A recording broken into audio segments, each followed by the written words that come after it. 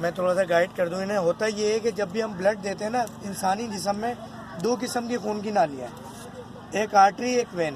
Artery کے اندر ہوتا ہے صاف خون, وین کے اندر ہوتا ہے گندا خون.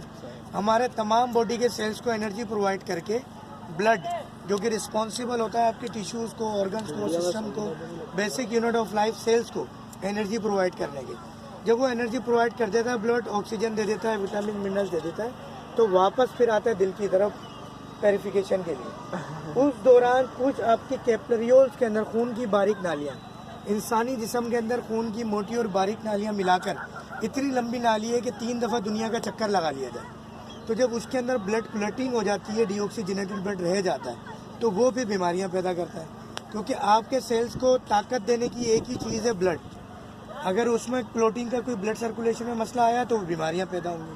تو جس طرح آپ کے جسم پہ میل لگتا ہے, آپ نہاتے ہیں, آپ فریش فیل کرتے ہیں, تو آپ کی اسکن کے اندر جو ایک جال بچھا ہوا ہے خون کی نالیوں کا, جب اس کے اندر سے ہم یہ ڈی آکسیجنیٹڈ بلڈ نکال لیتے ہیں تو آپ فریشنس فیل کرتے ہیں اور کوئی ویکنیس نہیں ہوتی. یہ گندا خون ہوتا ہے حدیث شریف کے مفہوم میں ہے, کتنا اچھا ہے تم میں وہ شخص, ہمارے لیے فرماتے ہیں جو تمہارے یعنی مریض کو کہہ رہے ہیں کتنا اچھا ہے تم میں وہ شخص جو تمہارے پشت پہ سے فاسد خون نکال لیتا ہے, تمہاری پشت کو ہلکا کر لیتا ہے.